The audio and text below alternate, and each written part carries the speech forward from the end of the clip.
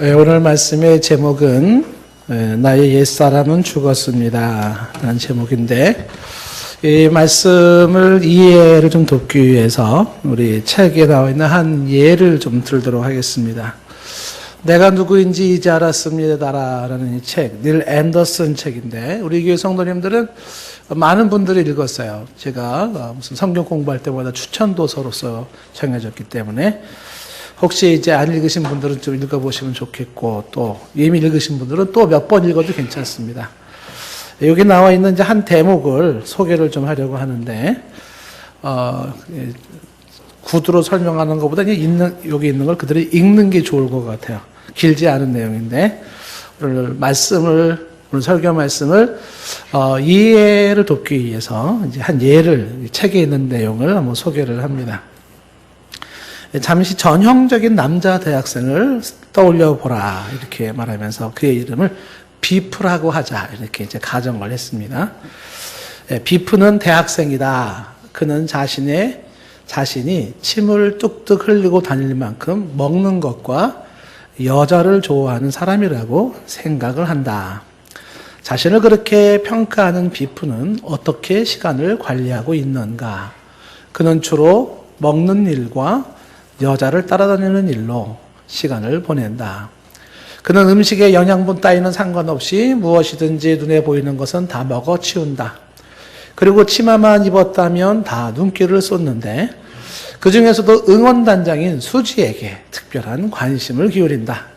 어느 날 비프가 캠퍼스에서 아름다운 수지를 따라가고 있을 때 육상 코치가 그에게 다가왔다. 이봐 학생, 자네 참 잘 달리게 생겼군. 코치는 비프를 쫓아가며 자네 육상부에 들어오지 않겠나? 하고 물었다. 아니요, 저는 아주 바쁘다고요. 비프는 시야 밖으로 사라져가는 수지를 눈으로 쫓으면서 대답을 하였다. 그러나 코치는 그의 거절을 진지하게 받아들이지 않았다. 마침내 그는 비프에게 경주를 한번 해보도록 설득하는데 성공하였다.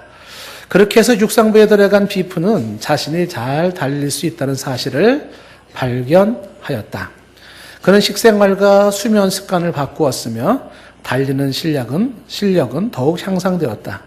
실제로 비프는 몇몇 경기에서 우승하였고 그의 경기를 날리는 포스터가 나붙게 되었다. 마침내 비프가 큰 경기에 출전하는 날이었다. 그는 준비 운동을 하기 위해 경기장에 일찍 도착했다. 그런데 경기 시작 몇 분 전에 누가 나타났는지 상상할 수 있겠는가? 어떻게 알았어요? 여기 딱 수지 딱 나오네. 예.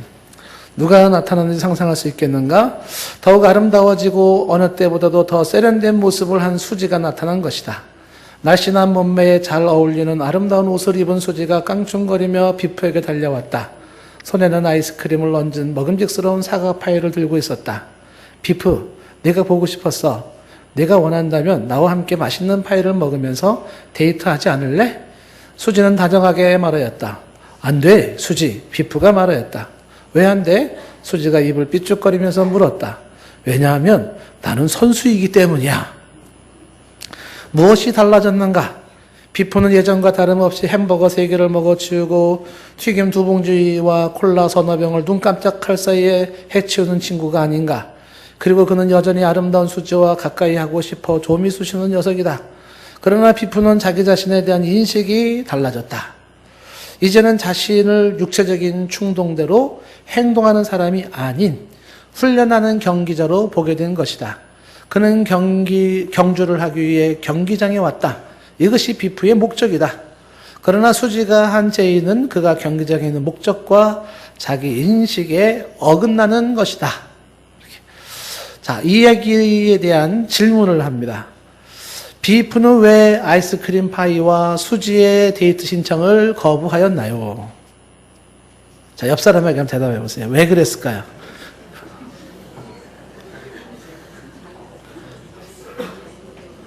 왜 거절했나요? 그토록 좋아하는 건데. 예. 대답은 뭐예요? 예전의 비프가 아니라는 거죠. 지금의 달라진 비프는 선수로서 운동을 해야 되는, 실력을 내야 되는 자신입니다. 자기 자신에 대한 인식이 달라졌어요. 내가 누구인가? 자기 인식이 달라지니까 행동이 달라졌더라. 이 내용을 지금 말하고 싶었던 것입니다. 오늘 설교 끝입니다. 아이고, 집에 빨리 갈 수 있겠네요. 얼마나 좋겠어요. 자, 오늘 내용이 이 내용인데, 이 내용을 한번 조금 더 들여다보겠습니다. 자, 오늘 1절 말씀 볼까요? 1절에. 그런즉 우리가 무슨 말을 하리요? 은혜를 더하게 하려고 죄에 거하겠느냐라고 말을 합니다. 요 말, 은혜를 더하게 하려고 죄에 거하겠느냐. 이 말이 왜 나왔냐면, 앞에 여러 구절들이 있지만, 특히 앞에 5장 20절 말씀에 이어서 이 말이 주어지는 겁니다. 5장 20절 말씀, 지난주 말씀인데, 거기 이런 내용이 있었죠. 율법에 들어온 것은 범죄를 더하게 하려 함이라. 율법이 범죄를 더한대요. 그러나 죄가 더한 곳에 은혜가 더욱 넘쳤나니 라는 이야기 있었습니다. 무슨 내용이었죠? 법이 범죄를 더하게 한다? 예, 이것은 여러 해석이 가능할 수 있겠지만 우리는 뭐라고 해석을 했냐 하면 법이 있음으로 인하여 죄가 죄인 줄 알게 되었다라는 겁니다. 이것이 범죄를 더하게 했다라는 것으로 이해를 한 것입니다. 율법이 없었을 때는 죄가 죄인 줄 몰랐어요. 근데 법이 들어오니까 이것도 죄네, 이것도 죄네. 내가 죄가 너무 많은데 이렇게 알게 됐다는 것입니다. 그래서 법의 기능은 정죄의 기능이었었고 그것은 곧 죄책감, 죄의식을 더 크게 했더라라는 것이에요. 그런데 이렇게 죄가 더해지니까 내가 얼마나 큰 죄인인지 알게 되니까 이게 웬일이에요? 은혜가 더욱 넘치게 되었어요. 어떤 은혜? 날 구원하신 주의 은혜, 내 모든 죄를 사하신 그 은혜, 나 같은 죄인을 구원하신 그 은혜가 차고 넘친 겁니다. 자, 우리가 이 말씀에서 이런 생각을 했잖아요. 왜 사람들은 그리스도의 은혜에 감동하지 못하나? 그 이유는 자신이 얼마나 심각한 죄인인지 알지 못하기 때문이다 라는 얘기였습니다. 그러니까 내가 심각한 죄인이라는 것을 깊이 인식하면 인식할수록 그 죄에서 구원하신 주의 은혜는 한없이 클 수밖에 없습니다. 이게 이제 이렇게 바꿔서 질문이 나온다는 거죠. 그렇다면 주의 큰 은혜를 누리기 위하여 죄를 좀 더 많이 짓는 게 좋지 않겠는가? 이런 얘기가 나온다는 거죠. 그게 6장 1절 말씀이 그 얘기예요. 그런즉 우리가 무슨 말 하리요? 은혜를 더하게 하려고 죄에 거하겠느냐? 이렇게 되는 거죠. 대답합니다. 2절에 대답을 하죠. 그럴 수 없느니라. 그럴 수 없느니라. 죄에 대하여 죽은 우리가 어찌 그 가운데 더 살리요? 라고 얘기를 합니다. 설명이 아주 많이 필요한 부분이고 또 많은 설명을 통해서 짚고 넘어가야 될 부분인데 죄에 대하여 죽은 우리라고 말하면서 어찌 그 가운데 더 살겠는가라는 이야기를 하죠. 여기 죄에 대하여 죽은이라고 하는 이 부분을 조금 설명을 하자면 죄에 대하여 죽었다 이 얘기는 죄의 세력권, 죄의 영향권에서 벗어났다 그런 뜻도 아니고요. 이제는 더 이상 죄를 안 짓는 사람이 되었다 그런 뜻도 아니에요. 죄의 세력권, 죄의 영향권에서 벗어났다 이것도 아니고 나는 이제 죄를 안 짓게 되었다 이런 뜻도 아닙니다. 그렇다면 죄에 대하여 죽은 우리라고 하는 죄에 대해 죽었다는 게 뭐냐? 이것은 죄로 인한 형벌, 즉 사망을 이미 받은 우리 이렇게 되는 거죠. 죄에 대해서 주어지는 형벌, 죄에 대해 주어지는 사형, 죽음을 이미 받은 우리가 되는 거예요. 다시 말하면 죄값으로 이미 우리는 죽었는데 죽은 그 우리가 이렇게 되는 거죠. 어찌 또 그 가운데 죄 가운데 살겠는가 이렇게 얘기가 되는 것입니다. 죄로 인하여 죄로 인하여 형벌을 받았고 죄로 인한 사망을 받은 우리가 죄값을 치른 우리가 더 이상의 죄의 노예가 될 수 없으며 죄에 매일 수 없으며 죄에 쩔쩔거릴 수가 없다라는 것을 말하고 싶은 것입니다. 요 2절 말씀을 이해를 돕기 위해서 주일학교 어린이들에게 즐겨 쓰는 예화가 하나가 있습니다. 어린아이들한테 이거 설명하려면 어떻게 설명을 해야 될까요? 그래서 이런 예를 종종 듭니다. 집안에 아주 애지중지하는 아주 예쁜 애완견 강아지가 한 마리가 있었습니다. 온 식구들이 그 강아지를 너무너무 좋아하는 거예요. 죽고 못 살아요. 그런데 어느 날 그 집의 막내가 밖에서 조금 안 좋은 일이 있었어요. 입이 이만큼 나와가지고 씩씩거리고 집에 들어오는데 상황도 모르고 이 강아지가 반갑다고 꼬리를 치고 막 달라붙는 겁니다. 그러니까 이 막내가 홧김에 발길질을 해버렸어요. 그랬더니 이 강아지가 그만 급소를 맞고 죽어버렸어요. 너무 놀랐습니다. 이렇게 죽을 줄은 몰랐죠. 그 강아지가 어떤 강아지인데, 예, 정말 집에서 이제 막 식구처럼 다루는 그 강아지예요. 그 얘가 너무 당황스러워가지고 강아지를 정원 화단 한쪽 구석에 구멍을 파놓고 묻어버렸습니다. 그리고 아무도 못 본 줄 알았습니다. 그랬는데 이걸 누가 봤냐면 형이 본 거예요. 아, 형이 딱 보고 있다가, 야, 너 이리 와봐. 너 강아지 발로 차서 죽였지. 너 저기다 묻었잖아. 형 말하지 마. 제발 비밀로 해줘. 부탁을 하는 거야. 알았어. 비밀로 해줄 테니까 지금부터 내 말 잘 들어. 알았지? 알았어. 그때부터 형이 이제 이 동생을 이제 딱 손에 놓은 거죠. 그래가지고 형이, 야, 물 떠와. 왜 내가 물 떠와? 너 그거 아빠한테 이른다? 알았어. 물 떠들. 야, 너 용돈 나한테 가져. 왜? 너 이 비밀 폭로한다. 알았어. 용돈 갖다 줘. 그러니까 형이 시키는 대로 이 동생은 다 해야 되는 거예요. 가져오라면 가져오고, 가져가라면 가져가고, 주물르라면 주물르고, 이렇게 살아가는 거예요. 형에게 시달리는 것도 힘들고, 이 동생은 늘 죄책감에 시달리는데 얼굴이 어둡게 되고, 가슴은 답답하고, 식욕은 떨어지고, 근데 식사 때 어느 날 아빠가 하는 말이, 우리 강아지가 안 보이네? 그때 막내가 가슴이 철렁한 거예요. 근데 저 어때 화단 쪽에서 뭐 썩는 냄새가 나는 것 같아. 또 가슴이 철렁하는 거예요. 이 막내가 견디지 못하고 도무지 살 수가 없어요. 그래가지고 결단을 했습니다. 아빠한테 가야지. 그래가지고 아빠한테 가가지고 사실 고백을 하기 시작한 거예요. 아빠 사실은 말이야 내가 오는데 강아지가 와가지고 발로 차가지고 패기면서 저기서 보면서 딱 이러면서 말이 되는지 안 되는지 아빠가 이 설명을 듣더니 이 말을 꼭 끌어안으면서 하는 말이 아빠도 다 알고 있었어 그러는 거예요. 네가 용기를 가지고 네 잘못을 용서할 때까지 기다리고 있었단다. 이제 이렇게 얘기했으니까 괜찮아. 다 용서해 줄게. 걱정하지 마. 이렇게 했다는 거야. 아빠 용서를 받은 이 아이가 그렇죠. 죄 용서받은 기쁨. 나 자유 얻었네. 너 자유 얻었네. 우리 모두 자유 얻었네. 이제 노래를 부르면서 껑충껑충 뛰고 살 것 같은 기쁨. 밀려오는 이 평화와 감격 속에서 이제 막 넘쳐나는 거예요. 이 사실을 모르고 있던 형이 여전히 동생에게 횡포를 부르려고 하는 거죠. 형이 야 짜샤 이리 와. 이것 봐라. 너 물 떠와. 싫어. 어쭈 내가 다 이거 아빠한테 이른다. 일로.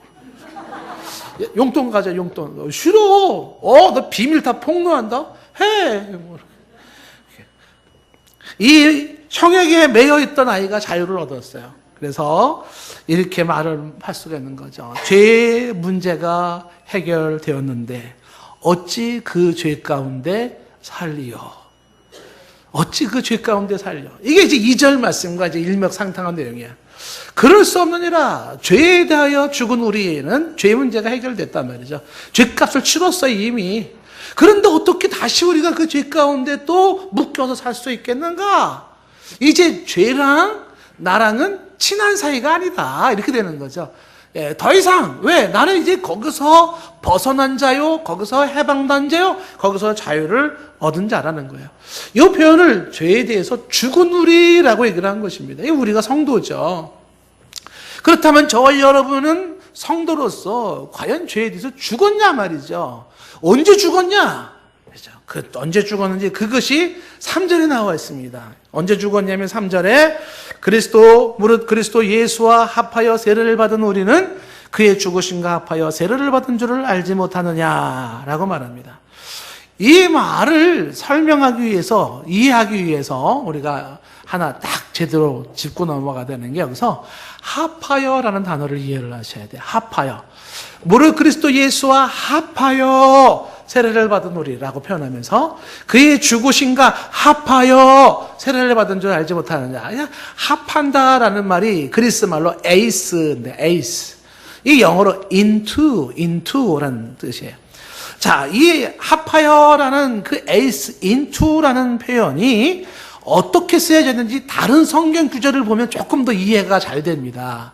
지금 6장 3절에서는 그리스도 예수와 합하여, 예수 그리스도 예수와 에이스 인투 이렇게 되어 있는데, 그리고 이제 죽으신가 합하여, 죽으신가 합했다, 에이스 인투라고 썼는데, 이 표현이 예를 들면 이제 고린도전서 10장 2절에 이렇게 쓰였어요. 고린도전서 10장 2절에 보면 모세에게 속하여 다 구름과 바다에서 세례를 받고 할 때 여기 속하여라는 단어가 아까 말한 에이스, 영어로 into에 해당되는 거예요. 그러니까 모세에게 바로 에이스 인투 되어졌다. 이게 아까는 합하여라고 되어 있고 지금 10장 1절에서는 모세에게 속하여, 그러니까 모세에게 속했다라는 거예요. 모세에게 소속되어졌다. 모세와 함께한다. 이런 의미예요. 모세와 함께. 이스라엘 백성들, 구약 이스라엘 백성들은 민족이 전체가 세례를 받았어요. 개인적으로 받은 게 아니라. 어떻게 민족이 세례를 받았냐면 다 홍해바다를 건넜잖아요. 홍해바다. 그 홍해바다를 건넌 게 뭐냐면 이 구름과 바다에서 세례를 받은 것으로 고린도전서에서 설명을 하고 있는데, 민족이 세례를 받은 거예요.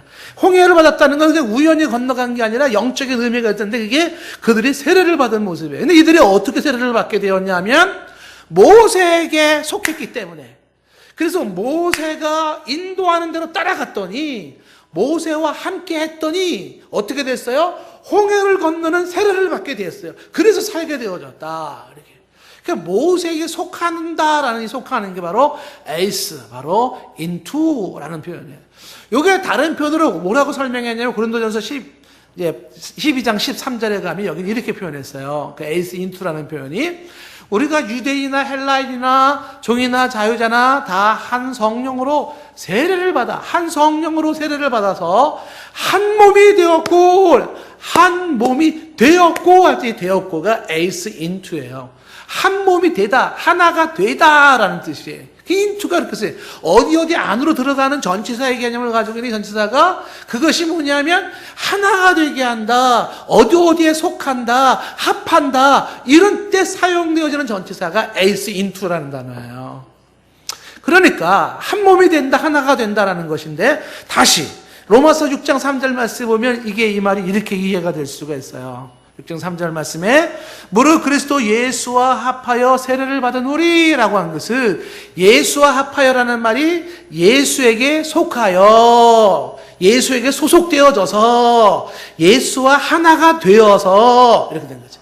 그 예수와 하나가 되어서 뭘 받았다? 세례를 받았다는 거예요.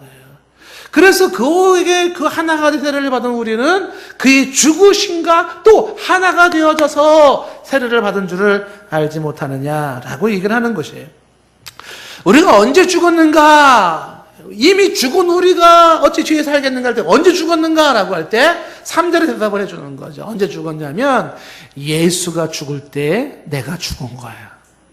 예수 그리스도가 십자가에서 죽을 때 그때 내가 죽었어요. 이게 뭐냐면 예수에 소속된 내가 예수님과 함께 세례를 받은 거예요. 그래서 예수님과 소속이 되어지고 예수님과 하나가 되어진 내가, 이젠 예수님과 나는 뗄래야 뗄 수 없는 불가분의 관계가 된 내가 곧 예수의 죽은 건 곧 내가 죽은 것이 되어버리는 거예요.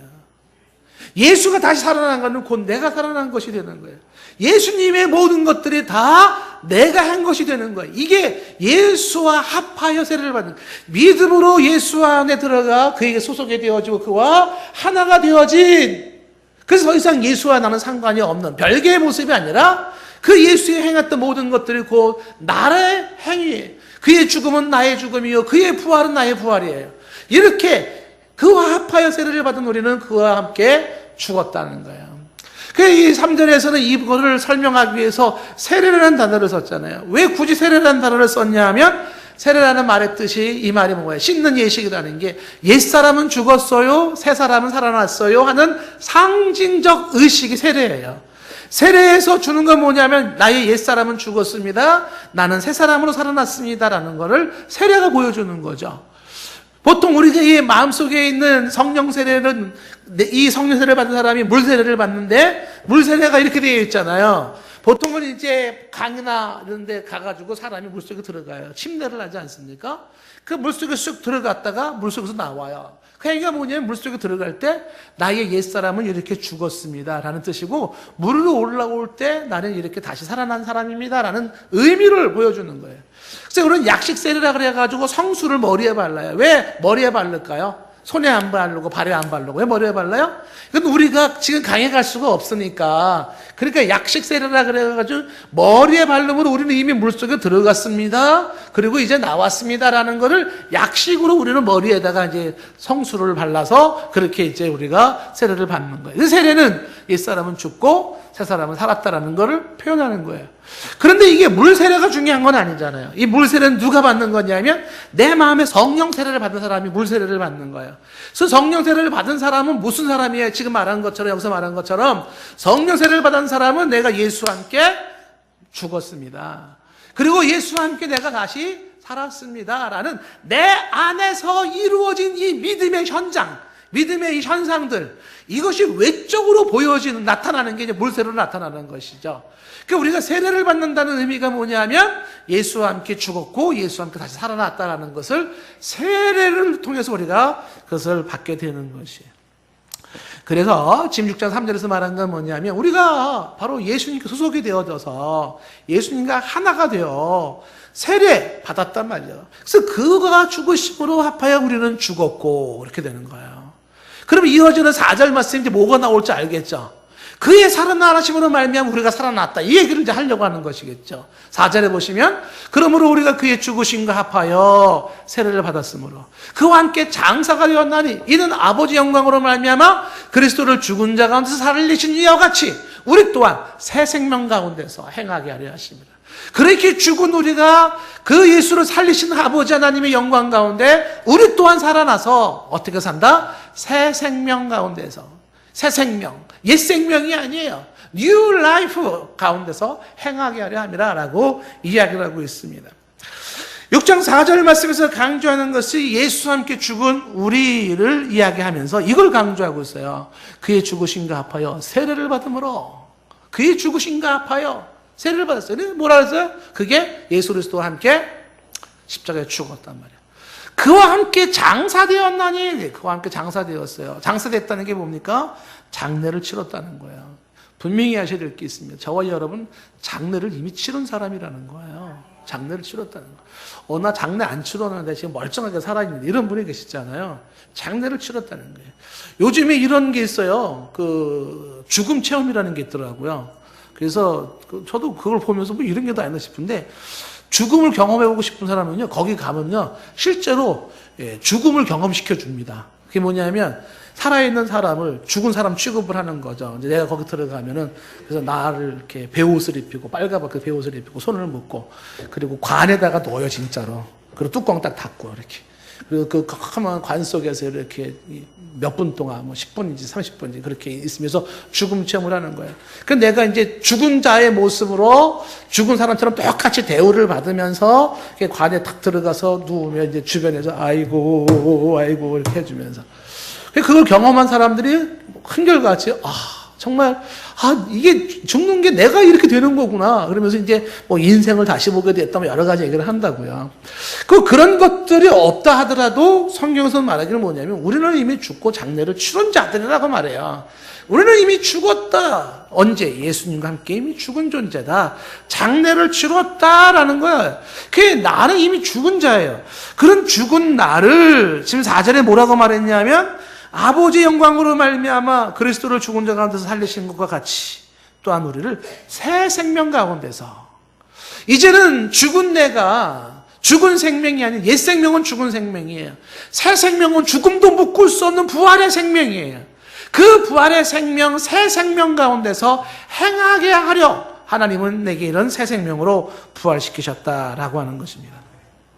5절 말씀에 계속해서 보시겠어요. 5절에 보면 만일 우리가 그의 죽으심과 같은 모양으로 연합한 자가 되었으면, 죽은 자와 같은 모양으로 주님과 연합한 자가 되었다면 또한 그의 부활과 같은 모양으로 연합한 자도 되리라.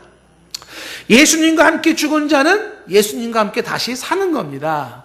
이미 예수님은 죽으셨고 나도 예수님과 함께 십자가에 죽었어요.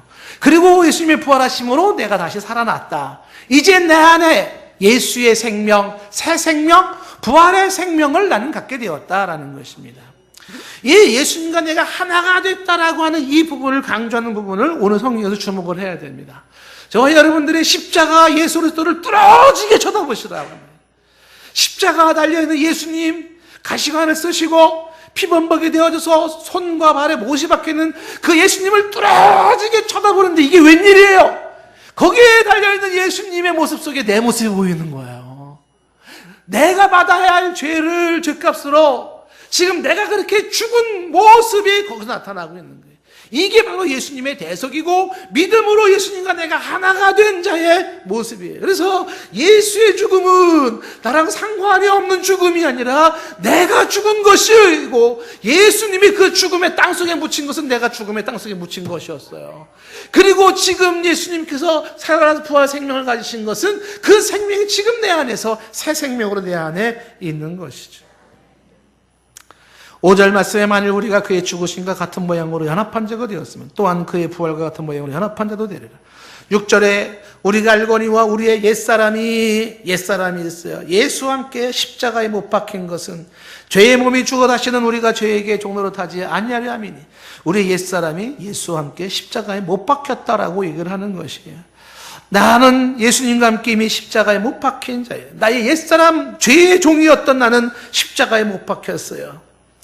이젠 더 이상 나는 죄의 종이 될 수 없어요. 나는 더 이상 죄에 묶이는 자가 될 수 없어요. 왜? 나는 그 죄값으로 죽었어요. 끔찍한 죽음을 경험했어요. 대리적 죽음이었었지만 예수 그리스도 대리적 죽음이었지만 그것은 내 죽음이었었어요.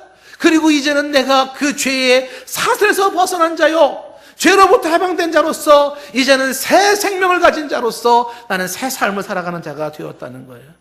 그래서 6절에 예수의 사람, 옛사람이 예수와 함께 십자가에 못 박힌 것을 이야기하면서 더 이상 죄의 종으로 되지 않는다고 말하면서 7절 말씀에 이는 죽은 자가 죄에서 벗어나 의롭다 하심을 얻었다라는 새 사람을 강조하고 있는 거예요.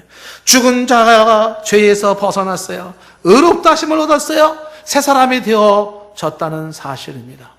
8절 말씀, 만일 우리가 그리스도와 함께 죽었으면 또한 그와 함께 살 줄을 믿노니. 예수와 함께 죽은 사람은 예수와 함께 다시 살 줄을 믿노니라고 말하는 것입니다. 지금 여러분 여기서 지금 계속 강조하고 있는 부분이 뭐냐면 대체 내가 누구냐 이걸 자꾸 가르쳐주는 거예요. 내가 누구냐, 신분을 확인해. 신분을 내가 죽은 자가 아니냐, 그리고 내가 다시 산 자가 아니냐, 이거를 자꾸 확인시켜 주는데 이게 굉장히 중요한 부분이에요. 죽었다면 다시 산다라고 강조를 하는 거예요. 왜? 이 예수와 함께 죽은 나의 옛사람, 그리고 그리스도와 함께 다시 살아난 나의 새 사람, 새 생명, 이거를 왜 자꾸 강조하냐 하면 이유가 있어요. 그게 뭐냐면 사람은 그 사람의 행동이 신분을 결정하는 게 아니라는 거예요. 신분이 그 사람의 행동을 결정하는 거예요. 여러분, 제가 누누이 강조하지만 사람은 죄를 지어서 죄인이 아니에요. 이런 원리는 세상 원리예요. 성경 원리가 아니에요. 죄를 지어서 죄인이 아니라 죄인이기 때문에 죄를 짓는 거예요. 같은 원리가 뭐냐면 우리가 의롭게 되어져서 의인이 되는 게 아니에요. 의인이 됐기 때문에 의로운 행동을 하는 거예요. 그러니 지금 여기서 강조하는 게 뭐냐면 내가 누구이냐 말이죠. 이 자기 신분 확인이 그 다음에 행동을 결정한다는 거예요. 여러분, 지금 우리에게 요구되어지는 건 죄 얼만큼 죄 짓고 사나요? 죄 얼만큼 안 짓고 사나요? 이 부분이 스타트 포인트가 출발점이 아니에요. 더 중요한 게 뭐냐면 당신 신분이 뭐냐 이거예요. 그거 확인하라 이겁니다. 아까 서른에 얘기했던 아이처럼, 빕스라는 아이처럼 너 누구야 너가 지금? 너 아이스크림이나 먹고 여자를 쫓아다니는 그런 애야? 아니에요. 지금 나는 달라졌어요. 그건 옛날의 내 모습이에요. 지금 나는 운동선수입니다. 아이스크림 절제해야 되고요. 여자 쫓아갈 상황 없어요. 지금 운동해가지고 저것쯤 메달 따야 되는 거예요. 상황이 달라진 거예요. 내가 누구인지에 대한 인식의 전환, 내가 누구인지에 대한 신분의 변화된 모습을 확인된 작업, 이 달라진 신분에서 행동이 달라지기 시작하는 거예요. 오늘 그래서 이 강조하는 게 진정한 성화의 삶과 거룩한 삶, 이 삶은 어디서 출발되는 거냐면 나의 죄의 종으로 묶였던 옛사람은 죽었고 하나님 앞에 다시 살아난 나의 새 생명을 가진 자의 신분 확인에서부터 우리의 거룩한 삶은 시작된다는 걸 말씀하고 있는 것이. 6장 8절 말씀에 만일 우리가 그리스도와 함께 죽었으면 또 그와 함께 산다라는 걸 강조하고 있습니다. 6장 9절에 이는 그리스도께서 죽은 자 가운데서 살아나셨음에 다시 죽지 않냐고 사망이 다시 그를 주장하지 못할 줄을 알면. 그렇죠? 예수님이 죽은 자 가운데서 살아나셨어요. 다시 죽지 아니했어요. 사망에 다시 그를 주장하지 못합니다. 자, 10절 말씀. 그가 죽으심은 죄에 대하여 단번에 죽으심이죠. 그가 살아계심은 하나님께 대하여 살아계심.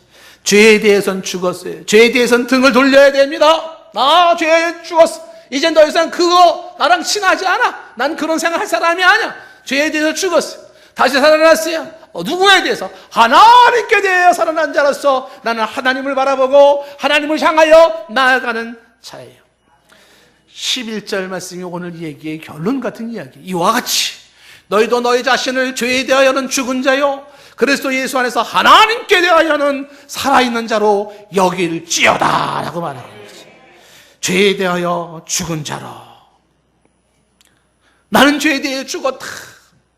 그리고 예수 안에서 하나님께 대해 내가 살아난 자다. 하나님께 대해 살아났다. 이제 내가 바라봐야 할 것, 이제 내가 방향을 정해야 할 것, 내가 어디에요? 나는 죄에 대해 죽은 자이기 때문에 더 이상 죄에 묶일 수가 없어요.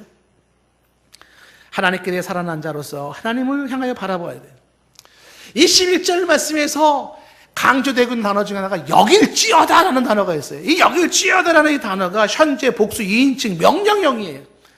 여기 이 명령형으로 여길지어다라는 것은 여겨야만 하느니라 라는 얘기예요. 여겨야만 하느니라. 여겨라 라고 강하게 강조하는 거예요. 왜 이걸 강하게 강조하냐면 여기지를 않아요. 왜 너는 옛사람이 죽은 사람인데 아직도 옛사람이 살아있는 것처럼 살아가냐 이거예요. 너는 죄에 대해 죽은 자인데 말이죠. 예수 믿는 그 순간에 예수의 세례를 받아 합하여 죽었는데 하나님께 대해 살아났는데 왜 아직도 너는 그런 달라진 신분을 확인하지 못하냐 이겁니다. 여겨라! 간주해라! 확인해라! 이 여긴다라는 것은 실체가 아닌 것을 마치 실체인 것처럼 여겨라, 간주해라 그런 뜻이 아니에요. 실제적인 너의 사건, 실제적인 너의 상태를 확인하여서 그것을 굳게 붙잡아라 이겁니다. 가짜를 진짜처럼 쇼하라는 그런 얘기가 아니라 진짜 내 모습이 뭐냐 이거. 진짜 내 모습이. 진짜 내 모습은 나는 예수와 함께 죽은 자요 하나님께 대해 내가 다시 새 생명으로 살아난 자예요. 이거를 확인하고 붙잡으라고 얘기를 하고 있는 거예요. 예수 믿는다는 게 바로 이 사실인 것을 확인하라고 강조하고 있는 것입니다. 아, 나는 죄에 대해 죽은 자요 내가 하나님께 대해 살아난 자구나. 이거를 붙잡으라고 강조하고 있는 것입니다. 여러분에게 제가 이런 얘기를 많이 했잖아요. 어거스틴 얘기를 많이 했잖아요. 이 어거스틴이 그 똑같은 얘기예요. 아주 방탕한 생활을 했어요. 도박 좋아하고 이단 세상에 빠져있고 거짓말 잘하고 싸움도 잘하고 음란하고 했던 그 어거스틴의 방탕한 생활. 그 방탕했던 어거스틴이 엄마의 말을 듣지 않냐고 그 엄마 모니카가 눈물로 얼마나 많이 기도했어요. 그런데 그 아들이 결국은 떠났단 말이에요. 떠난 상태에서 그 아들이 로마서 13장 말씀으로 변화가 됐어요. 어둠의 옷을 벗고 빛의 옷을 입자라고 하는 로마서 14장 그 부분의 말씀에 깨져버렸어요. 그리고 예수님 안에서 다시 태어났어요. 어거스틴이. 이제는 내가 어떻게 살아야 될지 내가 누구인지 알게 되고 새로운 사람으로 거듭났어요. 이 어거스틴이. 그 거듭난 상태의 어거스틴이 고향에 돌아왔어요. 돌아왔더니 옛날에 술집에 친구가 여자가 쫓아오면서 어거스틴 반갑다고 그동안 어디 갔다 왔냐고 보고 싶었다고 막 쫓아와요. 어거스틴이 모른 척하고 그냥 막 가는 거예요. 그러니까 여자가 쫓아오면서 아니 왜 그래요? 무슨 일이야? 나 몰라. 옛날에 같이 부어라 마셔라 건배 막 했고 뭐 했던 내 아냐 말이. 그 어거스틴이 한마디 딱 했단 말이에요. 너는 너지만 나는 내가 아니다. 너는 어제의 너가 오늘의 너지만 나는 어제의 내가 오늘의 내가 아니다라는 거예요. 너는 너지만 나는 내가 아니에요. 나는 다시 태어난 자예요. 옛사람은 죽었어요. 그래서 나는 옛날처럼 그렇게 살 수가 없다라는 얘기예요.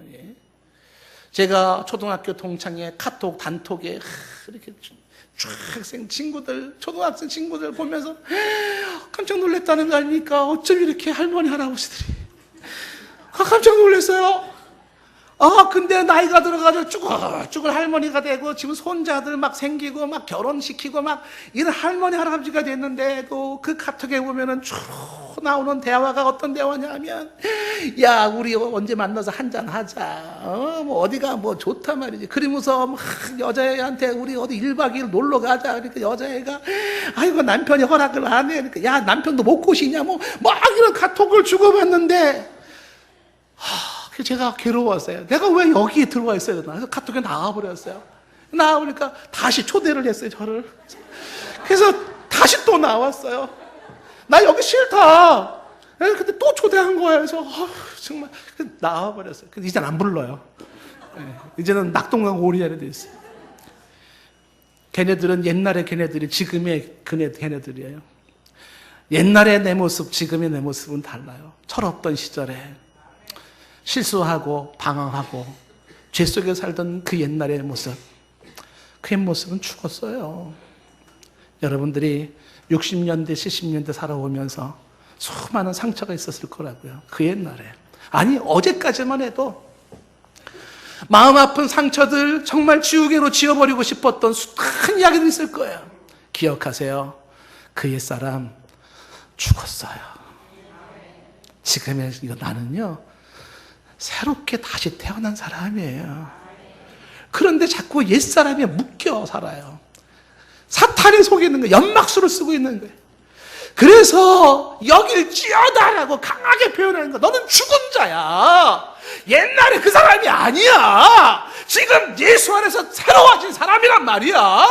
확인해, 붙잡아 라고 얘기하면서 여길 찌어다라고 강조하고 있는 거예요. 이 달라진 신분이 행동을 결정한단 말이에요. 우리는 의롭게 행동해서 의인이 되는 게 아니에요. 예수님의 은혜로 의인되어 의롭게 살기를 원하는 사람들이에요. 죄를 지어 죄인이 아니듯이 말이에요. 죄인이기 때문에 죄를 짓는 것 같은 것이. 오늘 말씀의 결론을 이렇게 생각해봤어요. 우리가 일상에서 죄를 얼마나 많이 짓습니까? 안 짓습니까? 오늘 얘기의 초점은 거기에 있지 않습니다. 초점은 뭐냐 하면 예수 안에 내가 누구인가, 자기의 신분을 확인하라는 겁니다. 나의 정체성을 확인하라는 것이에요. 성결의 기초, 거룩의 기초, 주 앞에서 바른 삶의 기초는 내가 누구인지를 확인하는 데서부터 시작이 되는 것이. 예수님을 몰랐던 시절, 믿지 않던 시절에 그때 나는 죽었어요. 죄의 종이었던 그때 그 나는 죽었어요. 죄된 삶이 지극히 자연스러웠던 그때 그 사람은 나는 죽었어요. 그 죄로 방황하고 그 죄로 고통하며 그 죄로 우울증에 빠져서 그 죄로 힘들어했던 그때 나는 죽었단 말이에요. 껍데기뿐인 내 인생을 마치 대단한 존재인 것처럼 포장하고 가면을 쓰고 살아야 했었던, 가련했던 그 시절 나는 죽었단 말이에요. 잘난 척, 아무런 문제가 없는 척, 그리고 대단한 척 했었던 그 모둠했던 삶 다 그 옛날 나는 죽어버렸어요. 생각하면은 가슴 아픈 사연들이, 수도 없는 나에게 고통을 주었던 현실들이, 그 모든 상처로 얼룩졌던, 어디 하나 성한 데 없을 만큼 온통 상처투성인 나의 옛사람은 죽어버렸어요. 예수와 함께 죽었어요. 나는 예수와 함께 다시 제2의 삶을 시작하는 새 생명을 가진 자예요. 예수 그리스도의 십자가의 대속을 알게 되었고, 그의 죽으심이 곧 내가 받아야 할 죽음을 알게 되었어요. 내가 아직 죄인 되었을 때 그리스도께서 나를 위해 죽어주심으로 말미암아 하나님은 나에 대한 당신의 사랑을 확증해 보이셨어요. 은혜의 선물을 나는 받았어요. 부활의 생명이 내게 약동하고 있어요. 나에게서는 예수가 내 안에 거하시고 예수의 생명이 내게 있고, 예수의 생명이 아니었던 옛 죽음과 저주와 죄의 생명은 없어져 버렸어요. 예수 안에 새 생명을 가진 자, 예수 안에 새 삶을 가진 자, 죄에 대한 죽은 자로 하나님에 대한 살아난 자로 여길지어다. 여러분, 저와 여러분이 이 신분을 확인하면서 분명히 하셔야 됩니다. 죄에 대하여는 죽은 자요, 죄에 대하여서는 아니야, 나는 그렇게 살 사람이 아니야. 이제는 그 옛날 내 모습이야. 옛날에는 내가 그렇게 고주망태에서 살았지, 내 지금 그렇게 안 살아. 왜? 그 옛사람은 죽었어요. 예수와 함께 십자가에 죽었어요. 나는 예수의 부활의 생명으로 새 사람이 되어져서 하나님께 향하여, 하나님을 대하여 새롭게 살아가는 사람이에요. 갈라디아서 2장 20절 말씀이 그 말씀입니다. 내가 그리스도와 함께 십자가에 못 박혔나니 그런즉 이제는 내가 사는 것이 아니요 오직 내 안에 그리스도께서 사시는 것이라. 이제 내가 육체 가운데 사는 것은 나를 사랑하사 나를 위하여 자기 자신을 버리셨던 그 하나님의 아들 예수님, 그를 믿는 이 믿음 안에서 사는 것이라.